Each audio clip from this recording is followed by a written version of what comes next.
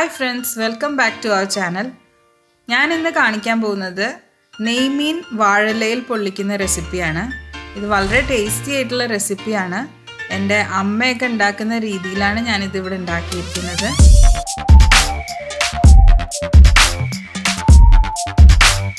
അപ്പോൾ ഈ റെസിപ്പി എങ്ങനെ ഉണ്ടാക്കുന്നതെന്നുള്ളത് നമുക്ക് നോക്കാം.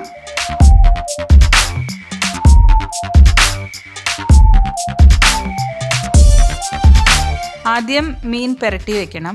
അതിനായിട്ട് ഒരു പാത്രത്തിൽ നമുക്ക് പൊടികൾ എടുക്കാം. ഞാൻ എടുത്തിരിക്കുന്നത് കുരുമുളക് പൊടി, മല്ലിപ്പൊടി, കാശ്മീരി മുളക് പൊടി, മുളക് പൊടി, മഞ്ഞൾപ്പൊടി, ഉപ്പ്, പിന്നെ ഒരു പകുതി നാരങ്ങ നീരും പിഴിഞ്ഞിട്ട്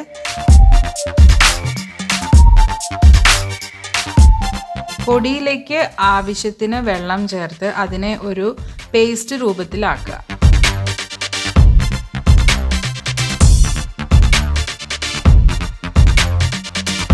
അതിനുശേഷം മീൻ എടുത്തിട്ട് അതിലേക്ക് ഈ മസാലക്കൂട്ട് നല്ലോണം തേച്ച് പിടിപ്പിക്കണം.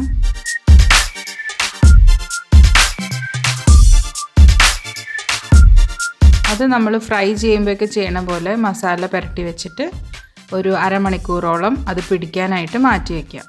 വറുക്കാനുള്ള മീൻ റെഡിയാവുന്ന നേരത്ത് നമുക്ക് വഴറ്റാനുള്ള കാര്യങ്ങളൊക്കെ നോക്കാം. അതിനായി ഒരു പാനിൽ വെളിച്ചെണ്ണ ഒഴിക്കുക.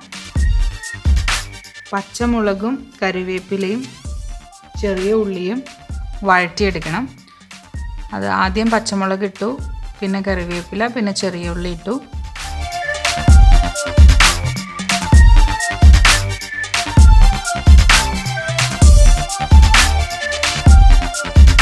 ചെറിയ ഉള്ളി വേഗം വഴറ്റി കിട്ടാനായിട്ട് നമുക്ക് കുറച്ച് ഉപ്പിടാം. ഇതെല്ലാം ഒരു ഗോൾഡൻ ബ്രൗൺ ആവുന്ന വരെ വഴറ്റിയെടുക്കാം. അതിലേക്ക് ഇഞ്ചി വെളുത്തുള്ളി പേസ്റ്റ് ചേർക്കുക. അതിൻ്റെ പച്ചമണം മാറുന്നത് വരെ നന്നായി വഴറ്റി എടുക്കണം.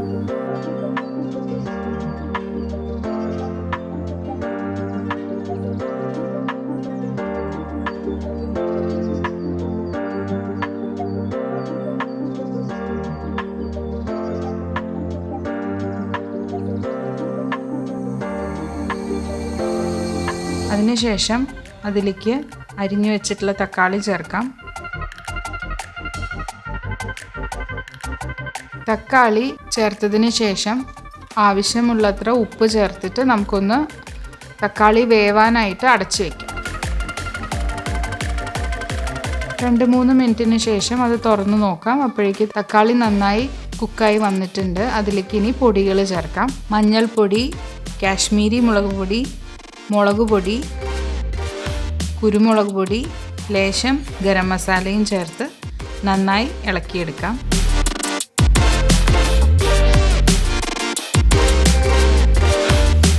മസാലയുടെ പച്ചമണം മാറുന്നത് വരെ നമ്മൾ നന്നായി ഇളക്കണം. തീരെ പച്ചമണം ഉണ്ടാവാൻ പാടില്ല.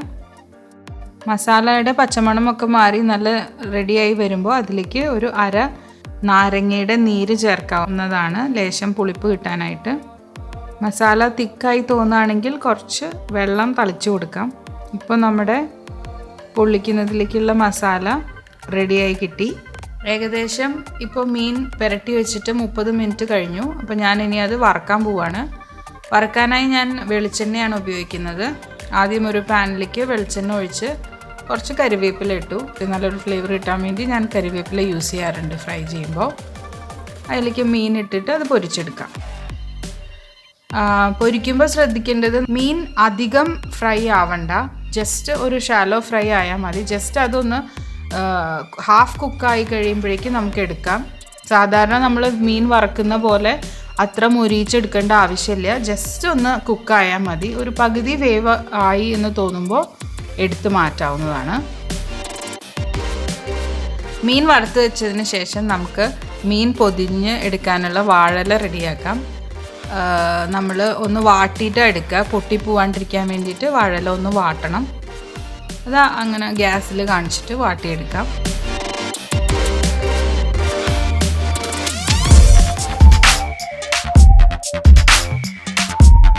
ഇനി നമുക്ക് മീൻ പൊള്ളിക്കുന്നതിനായിട്ട് പൊതിഞ്ഞെടുക്കാം.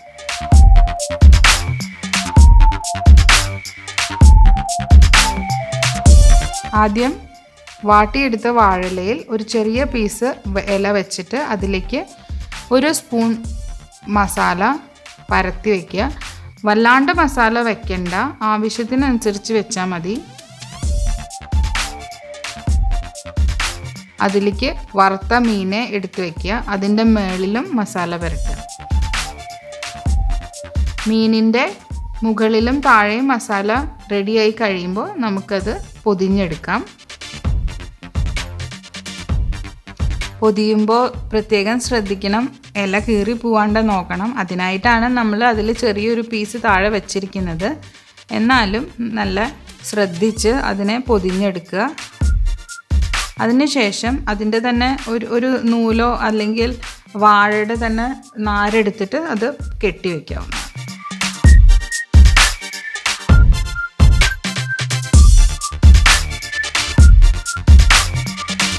ഇനി നമുക്ക് ഇതിനെ പൊള്ളിക്കാം.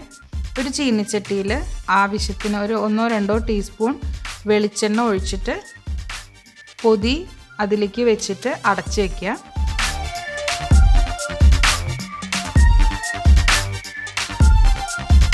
ഒരു 5 മിനിറ്റിന് ശേഷം മറിച്ചിടുക. അപ്പോൾ ഇടയ്ക്കൊന്ന് തുറന്ന് നോക്കാം, കരിഞ്ഞു പോകാണ്ട് ശ്രദ്ധിക്കണം. പിന്നെ വെളിച്ചെണ്ണ അതിലുള്ളത് കൊണ്ട് അത് കരിയാൻ ചാൻസ് കുറവാണ്. എന്നാലും നമ്മൾ ഇടയ്ക്ക് തുറന്ന് നോക്കി ശ്രദ്ധിക്കണം. 2 ഭാഗവും നന്നായി കുക്കായി എന്ന് തോന്നുമ്പോൾ അടുപ്പത്തു നിന്ന് എടുത്ത് തുറന്ന് നോക്കാം. തുറക്കുമ്പോൾ തന്നെ നല്ലൊരു ഫ്ലേവർ വരുന്നുണ്ട്.